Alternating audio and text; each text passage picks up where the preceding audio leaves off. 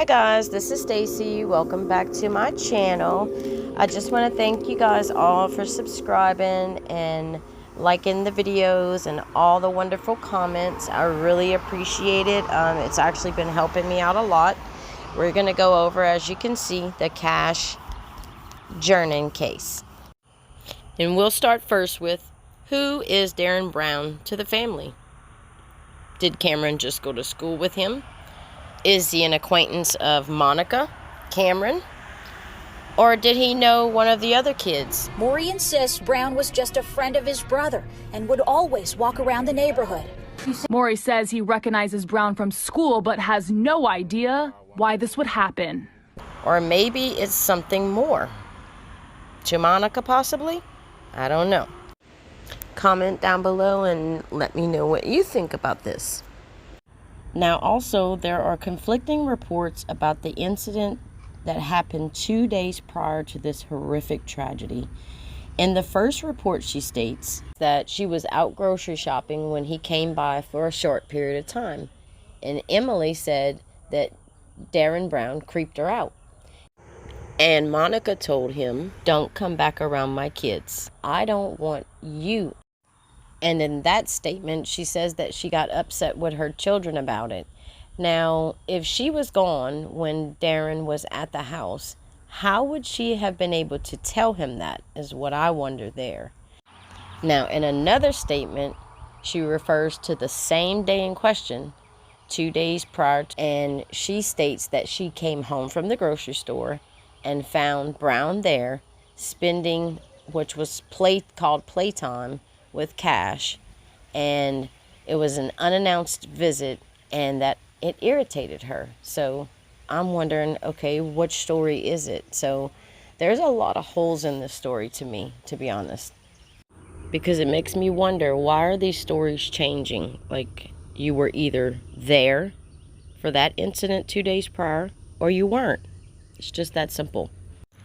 And also, why are the stories changing about how they know him? Just tell us how you know Brown, because when stories change like this, I mean, of course, it's suspicious. What are we supposed to think? Because regardless, if you know him or you don't know him, that doesn't change the fact of what happened. And it leads me back to that 7:30 surveillance video when he supposedly came back to the house that same day. To me, he just looked really comfortable being there, like he's been there before. And also, it doesn't look like he gets spooked like the report states. Now, in his hand, I do see a very small, pointy, possibly sharp object, and I'll show you that now.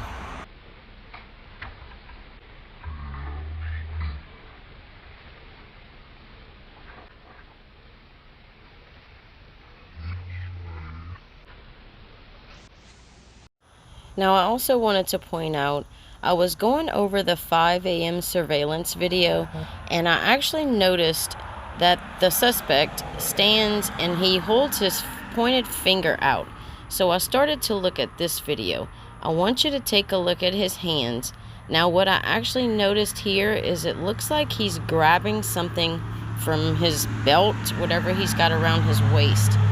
And looks like he takes it out, and I'm thinking he's using something to pick a lock, and that's what he's holding in his hand. So now I want you to watch. I've slowed it down a bit, and I want you to take a look. When he walks away, you are going to notice what looks to me like possibly the same object from the 7:30 video, if you look in his right hand. So it's just a quick glimpse of it there, but I mean, it's more of the actions as to what he's doing, because when he walks up, he's pulling something out, it looks like, of his waistband, and then now he's going to walk up to the front of the gate, and he's going to stop for a minute, and watch, his hands are going to go in back to that same spot, and it looks to me as like he's putting it back. So I don't know if he carries something with him. Look, he looks down, and he looks to be possibly putting something back in. his waistband, and then he's gonna walk off. Now, I don't know if he carries something around that he picks locks with. That's very possible, and you'll see it more at the regular speeds. And again, guys, I would love to hear your comments on this. I do read all the comments, so I do appreciate that, and I love all the feedback. It definitely helps out a lot. I like to get other people's opinions on what you guys think. Police say the man suspected of kidnapping and murdering a 4-year-old Dallas boy also targeted a child in a nearby home 3 months earlier.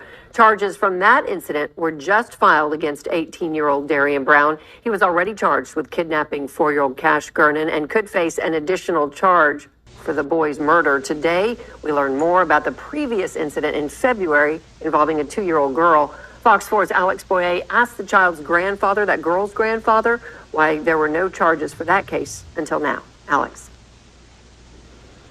Hi, Heather, that's right. And that homeowner told me that the only reason he didn't press charges at the time of the incident is because a woman who lived several doors down asked him not to, claiming that Brown was suffering from a mental episode. She also reportedly told him that Brown sometimes stayed with her.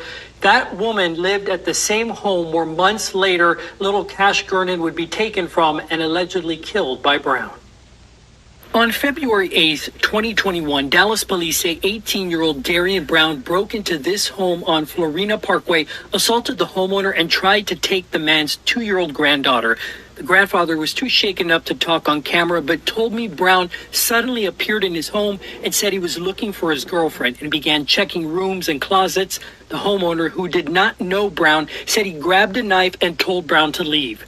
Brown went out a garage door but forced his way back inside. That's when, according to an arrest affidavit, Brown grabbed the man's 2-year-old granddaughter asleep on the couch and began to carry her towards the laundry room located near the rear of the residence. The homeowner grabbed his granddaughter back. Brown allegedly punched the man and ran off. The homeowner called 911. His account of what happened next provides more insight about the abduction and murder of 4-year-old Cash Gernon 3 months later. He tells me that he didn't initially press charges the night of the incident because the woman who was caring for Cash and lives just a few doors down from his home, came over and said Brown, who sometimes stayed at her home, was having a mental health breakdown and needed help. So according to the arrest warrant affidavit that we obtained, Dallas police officers ended up picking him up on a social service referral. So I know a lot of people are wondering, like, why are people still talking about Monica? Well, this is the reason right here. I mean, the story, I'm not really sure about this. Why, if somebody broke into my home, tried to take my granddaughter, my child, any child for that matter, and punched me in the face, like, I would have, I mean, he called cops, but I would have pressed charges. But what did Monica tell him? What did she say to actually convince him not to press charges again? That's a serious allegation. That's a serious offense. Like, I'd be worried he would come back or something. So it's very odd. And for him to state this, and these allegations are true, then that would mean Monica does know him. And if he sometimes stayed at their house, then everyone who lived in that home also knew him. And I do have to say, it can go both ways. You know, she may have knew he had mental issues, and after this happened with Cash, then yes, she's possibly feeling very guilty and very hurt by all this. But why not just tell the truth that he was staying there sometimes and this happened? It's just that simple. Hey, Benny. I know you don't want me to go live. It's just been really hard with all this stuff that's going on. Thank you, everybody that supported Cash and Carter, and my son and myself.